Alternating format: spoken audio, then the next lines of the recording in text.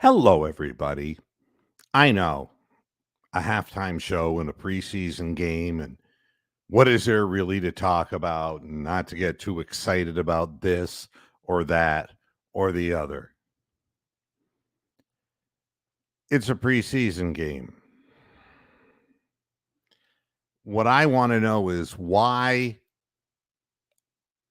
are everyone else's camp invitees always more motivated, move faster, and are better than ours? I don't understand. These are guys who are supposed to be ultimately motivated to make a professional football roster. Do they look like it to you?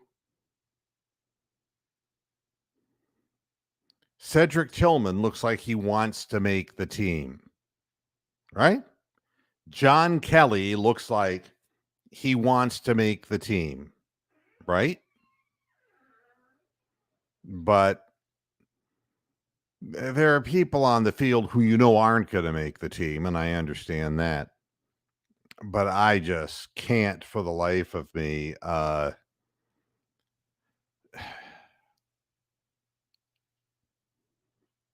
It's hard to watch. Screen pass, screen pass, screen pass, screen pass, screen pass. Holding, draw play, screen pass, screen pass. Downfield, interception. Downfield, almost intercepted.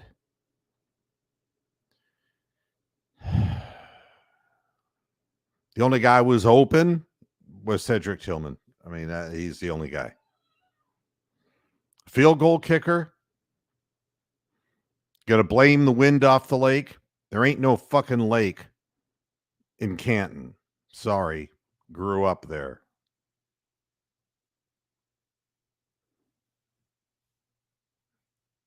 I didn't watch. Did Cade miss the extra point too?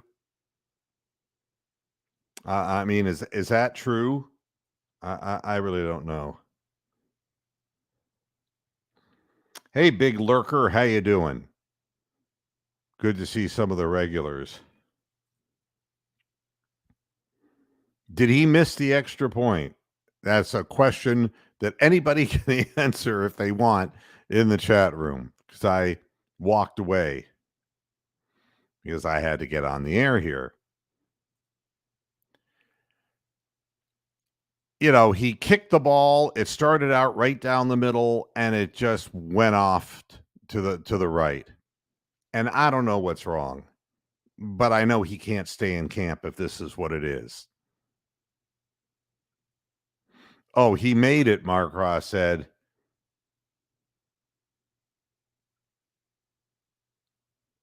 And that one went to the right also. Well, he couldn't have hooked it to the right. A hook goes to the left. This is golf terminology. All right. If a duck hook is off to the left, so I don't know. We know that Kellen Mond's not an NFL quarterback. Why he's even in camp, I don't know. He throws a ton of interceptions. He's not a gifted arm. I don't know. Slice it is. For the win, I. And that's the problem I had hitting golf balls sometimes. I would turn the face of your club the wrong way. And that's tells me again that if his foot were a golf club and he's planting and to hit the ball, then his foot is turning out instead of staying and hitting it straight. He's doing mechanical things again, and he won't be in the NFL. Just can't have it, and but I'm tired of all this anyway. I mean, realistically. And yeah, I would say that that's true too, Ron. if there are a few good plays here and there, there's a lot of flags on the field as well. I'm not going to tell you that the New York Jets are doing anything special, but the fact of the matter is that the Cleveland Browns are just the Cleveland Browns, and it isn't good enough. I wish it were better. I wish we had some depth, but there's nobody out there who really looks like, oh, wow. John Kelly's been in camp. He's played. He's been up a couple of years. So, I mean, he at least has experience, right? But what does it say when a guy who you said, oh, I think this guy could be an important piece, this Demetric Felton, and he's out there returning punts because he's expendable. And to talk about Anthony Schwartz anymore at this point, he has mental problems. This is a fact. It's been reported. He has no self-confidence whatsoever, and he's not a professional football player. And Togiai was a guy who we did not hear shit from last year and against, other camp invitees. And he was what was Togiai? Draft pick. I don't know what round he went in, but he was one of those, well, he's from Ohio State, and I get tired of that too.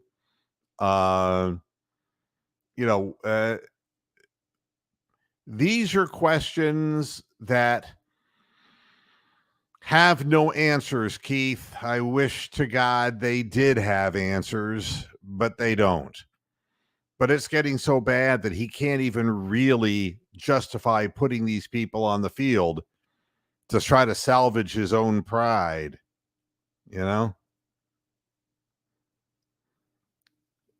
basically, all Felton has is a spin move. He returns a punt, it's a spin move. He catches a pass, it's a spin move. He runs a draw play, it's a spin move. That's all he's got. And he's not particularly fast. And that's absolutely the case. But these people, now Felton was drafted later down, I think like 6th round. But Schwartz is a guy who is a 3rd round pick. You just can't afford. I mean, and he never even came close to mimicking an NFL player. Really, really terrible. Oh. Togiai's a 4th rounder. That would make sense too, Double P. How you doing? Yeah. We're not getting any value in our drafts whatsoever. And no, this doesn't have anything to do with the starters, and it doesn't have to do with what we're going to look like in week 1. It's not that. It's just, I just see no enthusiasm. I just see the same. They're like automatons going through the motion. Nobody wants to get hurt, I know. Mond is not going to be a backup. I can guarantee you he's not going to be a backup.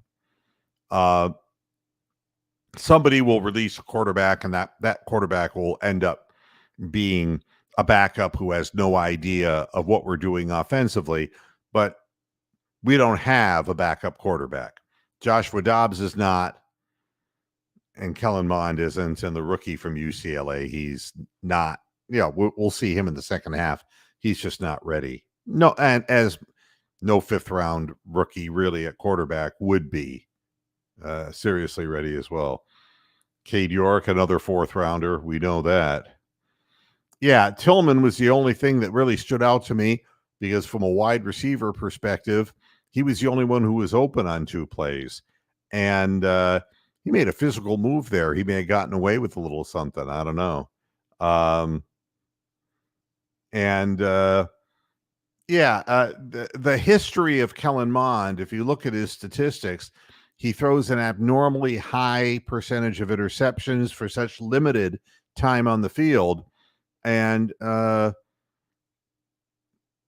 he's just not it. I mean, it was just like when we saw Deshaun Kaiser and we said, this guy's just not it. You know, you can tell with quarterbacks, he's slow pulling out from center. And they're calling nothing but short screen passes for him. They're not trying to get, to get him to go through, progressions. Forget about it. Forget about it.